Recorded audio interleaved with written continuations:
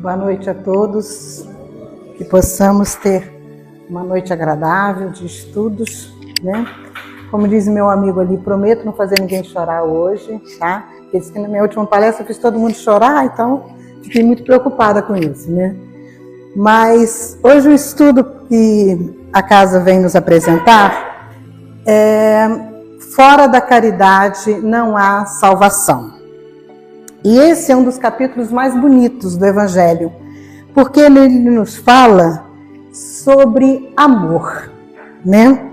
Então, se você procurar na palavra no Google, né, sobre a gente vai falar maior, sobre o mandamento maior, tá, gente? Nós vamos falar. E, em especial, vamos falar sobre o amor.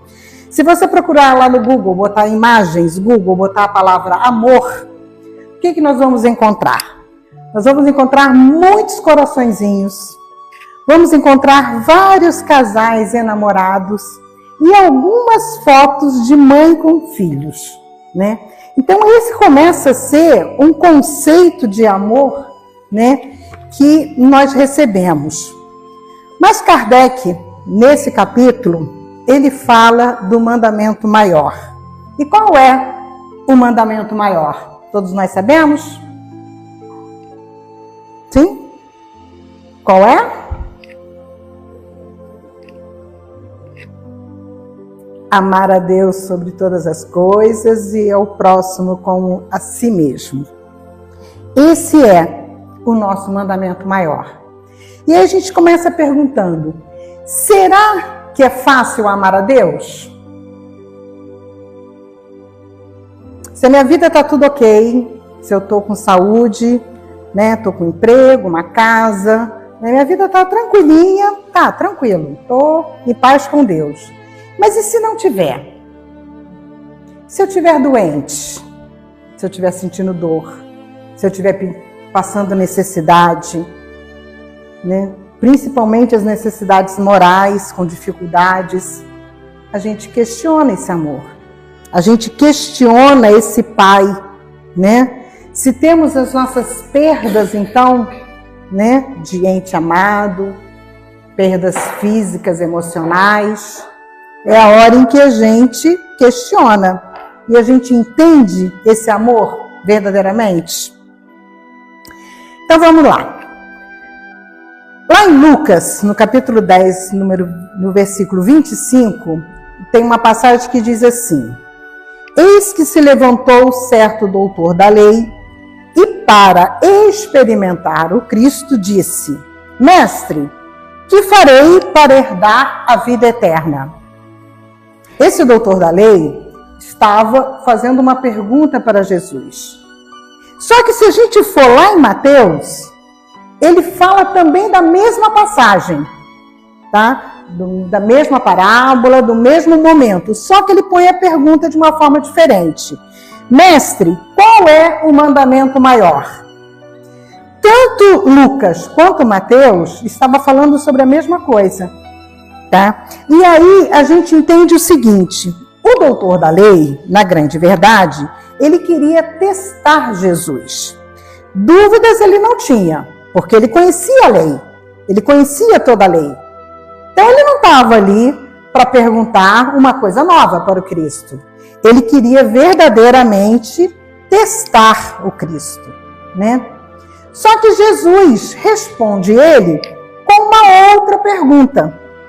E diz a ele: o que está escrito na lei? Como você ler? Vocês viram que logo no início nós tivemos o confronto entre Lucas e Mateus, fazendo a mesma pergunta, usando palavras diferentes? São as interpretações. Quando ouvimos, às vezes, algumas coisas, nem sempre a gente interpreta da maneira correta. Geralmente, a gente interpreta da maneira como a gente entende naquele momento. Como o que aquilo quer nos dizer. Isso é interpretação de texto. E é tão interessante no Evangelho que, à medida que você vai estudando, né? Hoje é a terceira vez que eu faço esse estudo. É a terceira vez que eu faço ele de maneira diferente. Eu consigo enxergar coisas que antes eu não enxergava. Por quê? Na medida em que a gente vai adquirindo novos conhecimentos, novos conceitos, né, essa interpretação vai modificando. E aí Jesus faz isso com o doutor da lei, né, porque ele interpretava a lei, ele entendia de tudo. E ele diz assim, como é que você lê essa lei? Como é que você entende? Como você interpreta as leis e as escrituras? Né? E aí entra naquele momento em que Jesus conta a parábola do bom samaritano. Né? Só que hoje eu não vou contar a parábola do bom samaritano, porque todos nós já conhecemos essa história, não é? A história do homem caído, que passou um, que socorreu, que não socorreu, enfim, toda aquela história que todos nós conhecemos. Mas o que nós queremos focar hoje? Numa resposta que o Cristo deu para o doutor da lei, quando ele acabou de contar toda essa história, que fala para ele assim, vá e faça o mesmo. Ele estava se referindo ao comportamento do samaritano diante do homem caído. Não importava os preconceitos, não importava o conhecimento, não importava a interpretação dos textos, importava era a atitude. E o que o Cristo quis mostrar para ele foi exatamente isso, essa atitude. Qual é a nossa atitude diante de certos comportamentos, de certos conceitos que nós recebemos? Aí quando a gente volta lá no mandamento maior, eu gosto sempre, quem me conhece sabe que eu faço sempre essa correlação de uma escada, né? O que eu entendo? Amar a Deus sobre todas as coisas está no patamar mais alto. Amar ao próximo seria um andar anterior. E como a ti mesmo é o primeiro andar. Então a gente tem que começar a pensar, né? Como a ti mesmo, eu exerço esse mandamento maior, para eu conseguir amar o meu próximo, para me conseguir chegar a esse amor a Deus. E aí, essa escadinha, né, que eu sempre falo que a gente exerce, é que nós vamos hoje refletir sobre ela, tá? Principalmente no nosso primeiro degrauzinho ali, ó, como a ti mesmo. Mas eu queria levantar uma questão que está lá em João, no capítulo 4, versículo 20. Que João diz o seguinte, se alguém afirmar, eu amo a Deus, mas odeia o seu irmão, ele é mentiroso. Porque quem não ama o seu irmão a quem vê, não pode amar a Deus a quem não vê. Então ele já começa dali a nos mostrar, né, a diferença daquele degrauzinho. Se eu não consigo ainda amar o meu irmão que está tão próximo de mim, junto comigo, na minha vida, no meu dia a dia, né, se eu não consigo vencer essa dificuldade, como eu posso estar amando a Deus? Ele diz, é mentiroso, ele não consegue, né? Principalmente a Deus a quem a gente não vê, como ele fala ali, né? Aí começa o nosso problema, né? Pois nós afirmamos que amamos a Deus sobre todas as coisas. Quando nós aprendemos a amar o nosso próximo, a gente exerce um exercício muito grande de mudança, para a gente realmente conseguir isso, né? E será que eu consigo realmente, verdadeiramente amar a todo mundo? Sem julgamentos, sem preconceitos? Não. A gente não consegue, né? Pois não? Sim?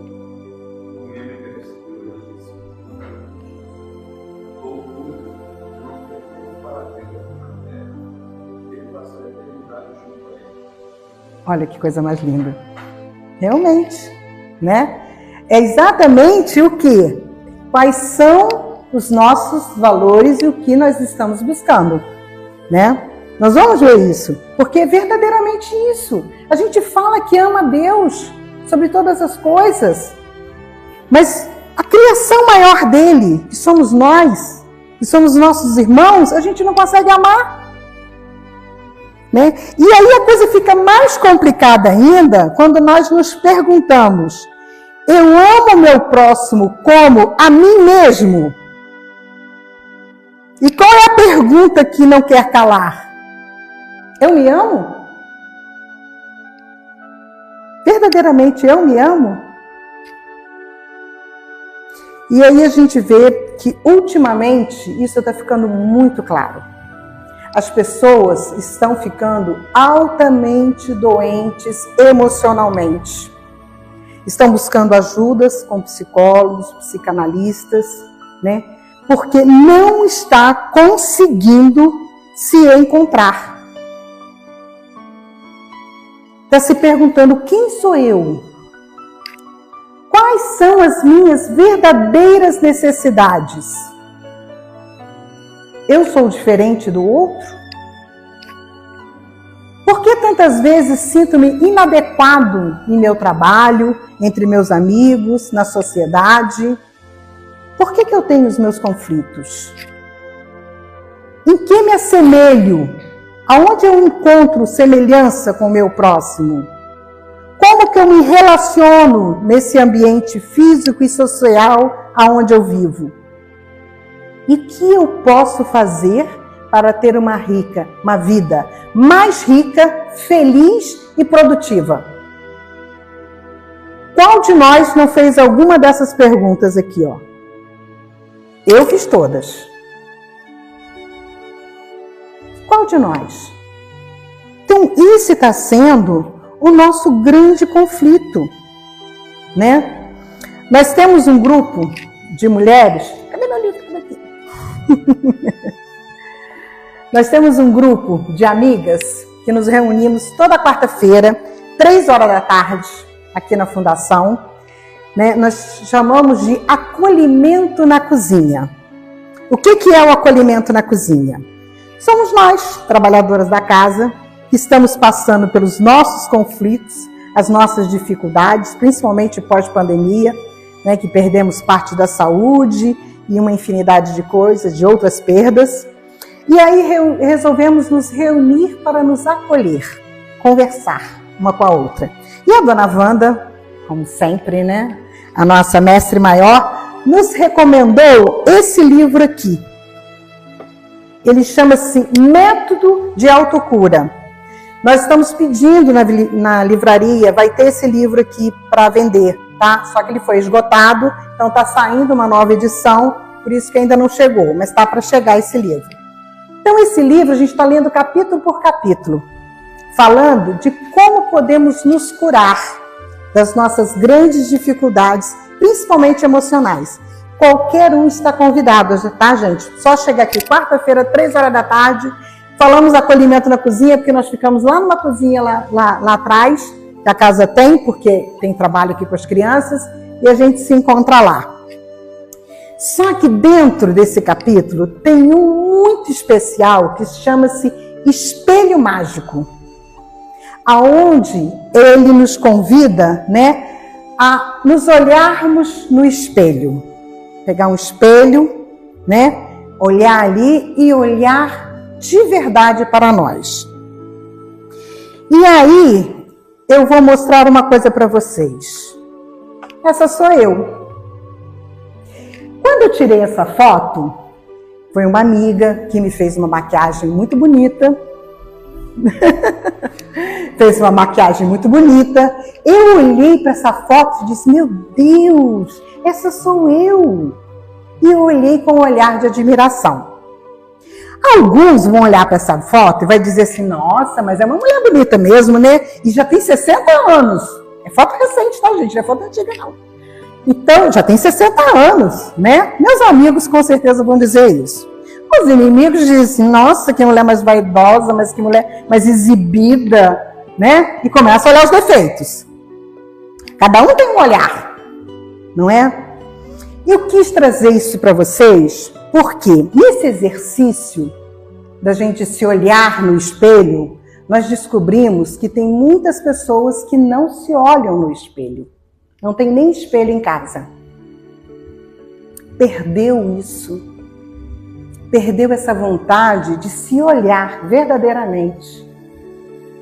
né? Quando eu olho para aquela foto, eu vejo uma história de 60 anos, de muitas alegrias e de muitas dores profundas. Não tenho muitas ruguinhas, porque eu fui esteticista há muitos anos, então eu sempre cuidei um pouquinho da minha pele. E a minha genética me ajudou, porque minha mãe também era ótima nisso. Mas eu tenho a minha história. Eu tenho dentro daquele olhar ali muitas coisas, né? E cada um de nós temos. Nós somos reflexo dessas mudanças. Esses cabelos brancos são verdadeiros. Não é pintado, não. Né? Pintei por muito tempo, mas agora eu assumi eles. São histórias da nossa vida. Né? E o que a gente está olhando nesse autorretrato? Será que nós estamos olhando com esse olhar de carinho, de amor, de gratidão por tudo que viveu? Ou eu estou olhando apenas preocupada com a gravidade do tempo? Que as coisas não ficam mais no mesmo lugar, né? Os padrões que a sociedade nos exige, né? Muitas das vezes é isso que nos impede de nos olhar no espelho. Mas nós temos que ter gratidão a esses momentos, né? Porém, o espelho, o foco maior do espelho, não é esse que eu estou mostrando para vocês. É esse quando eu olho para o espelho e me vejo refletido Jesus. Aí as coisas se mudam, as perguntas mudam, né? Quando eu olho ali e vejo que eu sou um reflexo desse irmão que esteve aqui e nos ensinou tantas coisas, eu começo a me perguntar: quais são os sentimentos que eu tenho dentro de mim? O que eu posso doar para o meu irmão? Será que eu tenho palavras verdadeiras? Não são palavras decoradas, né? Se pegarmos a Bíblia, qualquer um sabe um trecho da Bíblia, qualquer um sabe contar uma história de uma parábola do Cristo. Tudo isso são palavras decoradas. Mas será que eu tenho realmente uma palavra verdadeira para ajudar o meu irmão? Se eu tivesse que tirar de dentro de mim um respeito próprio para me entregar para o meu irmão, para fazer com que ele se sinta mais respeitado, mais valorizado, eu tenho isso para doar? Se eu não tenho auto-amor, se eu não tenho gratidão, se eu não tenho respeito por mim, como que eu posso doar para o meu irmão algo para que ele se sinta melhor? Então eu tenho que começar a cultivar isso em mim, para eu conseguir amar o meu próximo. Você já se deparou com um erro que você cometeu e você pensou: puxa vida, dessa vez eu passei dos limites. Pisei na bola feio, né? Aí qual é a palavra de consolo? Não é desculpismo. Porque desculpismo é a primeira coisa que a gente faz. Não, mas eu fiz isso por causa disso. É a primeira coisa que vem na nossa cabeça. Qual é a palavra de consolo que eu devolvo para o meu coração para me fortalecer para que eu não cometa o mesmo erro de novo? Porque eu vou continuar cometendo outros erros. Eu estou em evolução. Mas qual é esse consolo que eu dou para mim mesmo diante desse erro? De forma construtiva. Será que a gente tem essa palavra?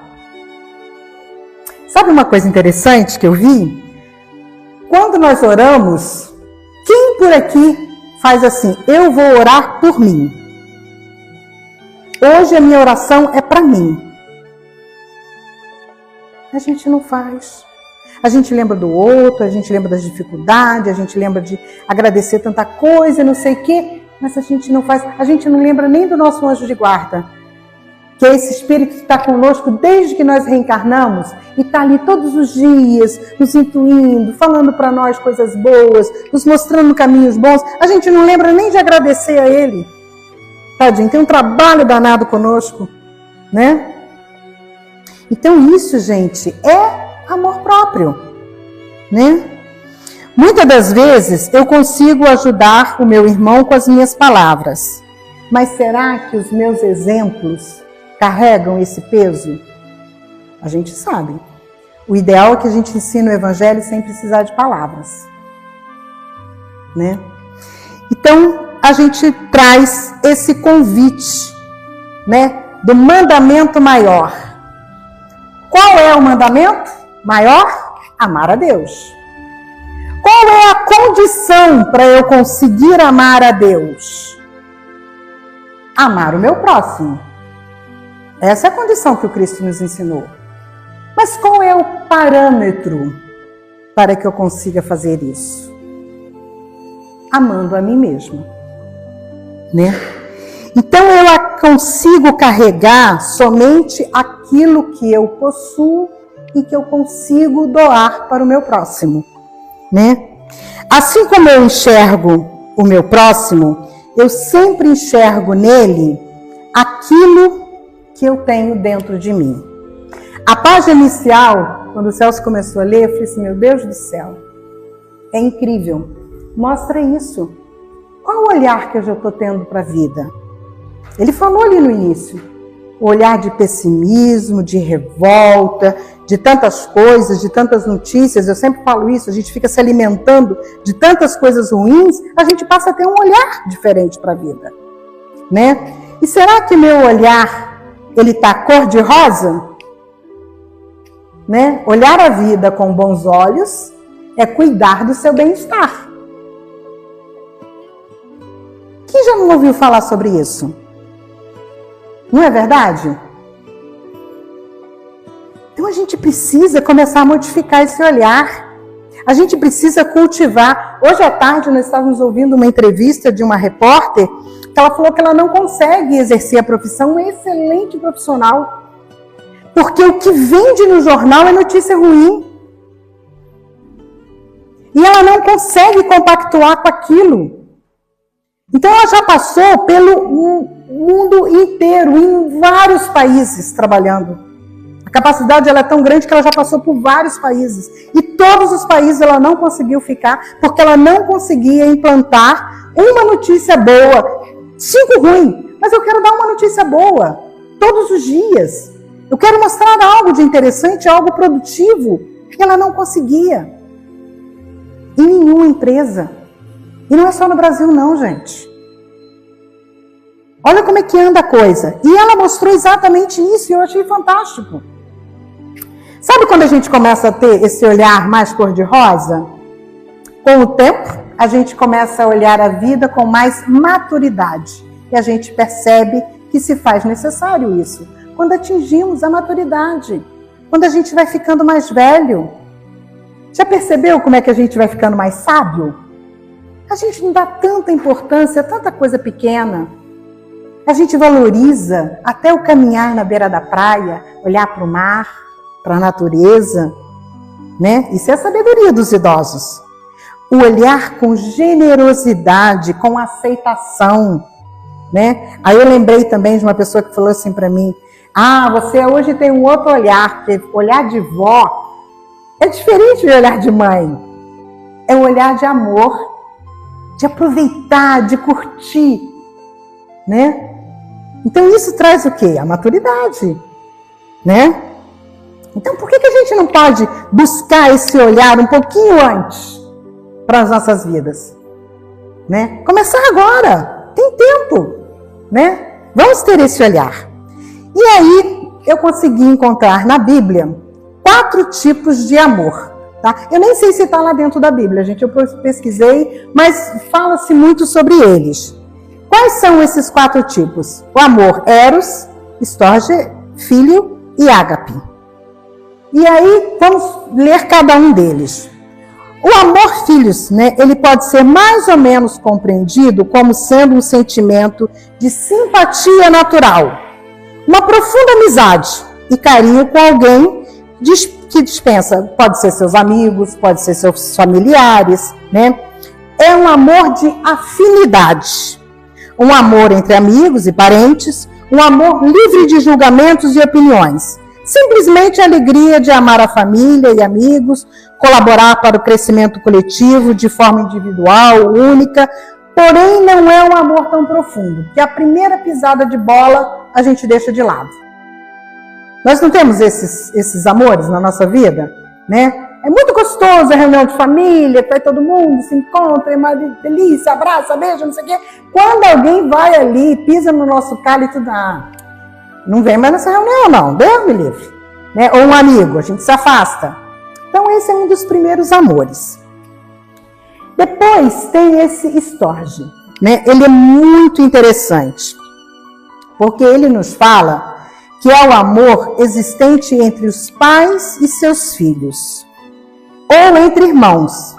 Mas não seria errado dizer também que está presente hoje, muito presente, né, na presença de uma pessoa como o seu cachorrinho. Né? Hoje nós estamos devotando muito mais amor aos nossos animais, os pequenos animais, do que queremos ter filhos, né, e tudo isso. Mas o que é esse amor? É um familiar, um amor familiar doméstico, considerado o primeiro amor que nós conhecemos, ou o amor de dentro de casa, o que nos traz segurança, o sentimento de pertencimento, que eu pertenço àquela família. É um amor que cresce com a convivência, ele aumenta ou diminui conforme se é correspondido. Pode ser também de amigos. Então a gente percebe que esse amor é quando a criança nasce, que todo mundo envolve, os irmãos adoram, o bebezinho, aquilo tudo. Né? Então a gente começa a ter esse primeiro sentimento que a gente pertence, né, àquele grupo. Assim também temos com os amigos. Né? Quando a gente encontra um amigo novo, que faz um novo amigo, a gente sente ali parte daquele grupo, daquelas pessoas. Porém, quando a gente não consegue ter, né, esse sentimento que ele diz ali, que aumenta ou diminui conforme se é correspondido. Isso é verdadeiro. Quando a gente percebe que a gente não é correspondido nesse amor, a gente se afasta, né? Então, também é um amor de conveniência. E aí você lembra que você tem um amigo, né? Se você cultiva um amigo recente, qualquer coisinha que ele faz que você não gosta, você já se afasta. Mas quando você consegue cultivar um amigo de 30 anos ou mais, tudo que ele faz você compreende, você perdoa, você entende. Você até fala assim, já está ficando velho, é por isso que está fazendo isso, né? E a gente até releva.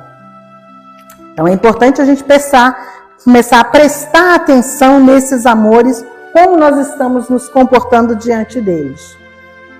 Tem esse amor eros. É o amor fundamental para a natureza, pois é a força primitiva da procriação e preservação da espécie. Eros é o tipo de amor mais perigoso dos três, pois se não vivido de forma equilibrada, como a ágape e filhos, pode trazer muita dor. É o amor entre pares. Baseado na atração física, ele é um presente de Deus, que Deus nos concedeu ao ser humano e pode ser vivido de forma sadia quando o homem integra, unifica corpo e alma. É a ideia de amor que nós acreditamos, né? Então a primeira coisa que nos acontece é essa atração física pelo outro. Não é mais aquele amor que a gente recebe dentro de casa, né? É alguém que nos atraiu fisicamente. Mas nós temos que cultivar esse amor exatamente unificando corpo e alma. Porque senão, essa atração, ela acaba. É o que a gente fala das paixões, né? Aquele encantamento, né? E aí? E o que fica? E o que resta? Né? Então, esse amor é um dos que a gente ainda consegue entender. E aí vem o último, né? Que é o amor ágape. O amor ágape é aquele tipo de amor que não busca seus próprios interesses. É um amor desinteressado, puro e genuíno. É um amor de Deus. É um amor de decisão, seguindo de atitude. O que é? Por isso que eles botaram lá no amor anterior, depende desse. Por quê? Quando nós decidimos verdadeiramente amar o outro, nós tomamos decisões que nós queremos entender, nós queremos respeitar, nós queremos vencer as dificuldades juntos, né? Então esse amor é um amor muito difícil da gente se encontrar, só com o tempo, né? Quando vê casais de muitos anos juntos e conseguiram encontrar esse equilíbrio, consegue chegar nesse amor ágape. Geralmente é o amor de uma mãe por um filho, que é totalmente, às vezes, desinteressado. Independente do que o filho faz, ela ama, e mais ainda quando é vó, né? Aí, então, que a gente ama desinteressadamente, curte por curtir, né? Então, esses são os amores que o Evangelho nos traz. E aí eu quis trazer para vocês essa página que Paulo, é uma carta de Paulo aos Coríntios, que nos dá essa receita. Ele diz o seguinte: o amor é paciente, ele é bondoso, não inveja, não se vangloria, não se orgulha, não maltrata, não procura seus interesses, não se ira facilmente, não guarda rancor, não se alegra com a injustiça, mas se alegra com a verdade. Tudo sofre, tudo crê, tudo espera, tudo suporta. O amor nunca falha quando nós conseguimos entender tudo isso que o Paulo quis dizer nessa carta. E aí vem a pergunta, né? Femelon falou, ora, qual o limite em relação a esse amor a esse próximo? Primeiro, nós aprendemos a amar a nossa família, a nossa célula primeira, né? Depois ele cita a religião como aquilo que você convive com a comunidade, né? Você passa a expandir esse amor. Depois você tem um amor pela sua nação, para futuramente, realmente a gente ter um amor pela humanidade. E aí quando a gente vê, né, essa evolução do amor, nós encontramos tantas pessoas que conseguiram chegar naquele patamar maior, que é esse amor pela humanidade, por todos, independente de cor, de raça, de credo, de países, de tudo.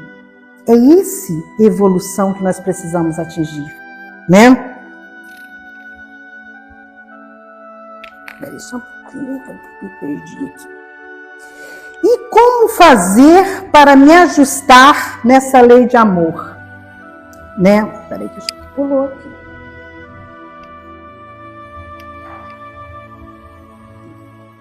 Quais são as características daquele que realmente quer aprender a amar?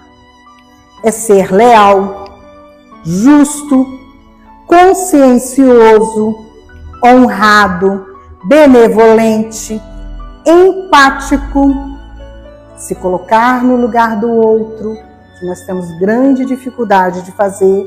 Quando nós conseguimos juntar todas essas,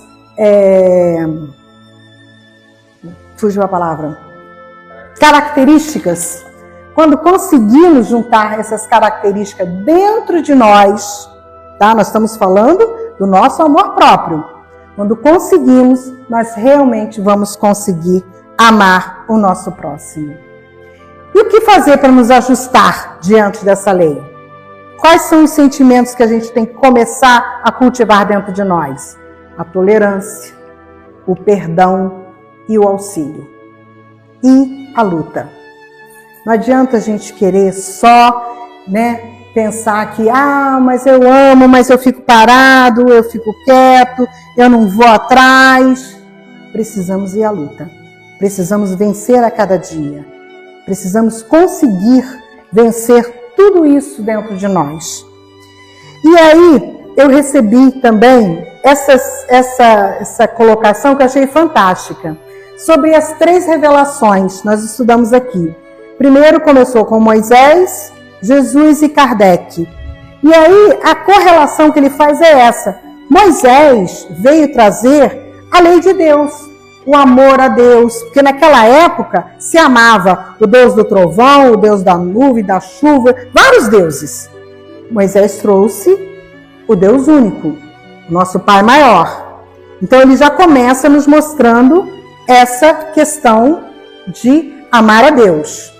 O Cristo, ele ensina esse amor ao próximo, esse amor verdadeiro, esse amor maior. Moisés preparou o caminho para o Cristo. E Kardec vem nos ensinar como podemos conseguir encontrar esse amor que Jesus nos ensinou, com a nossa reforma íntima. Você vê que a doutrina espírita o tempo inteiro nos mostra a encontrar esse amor dentro de nós, que precisamos evoluir, precisamos modificar, precisamos tratar de nós.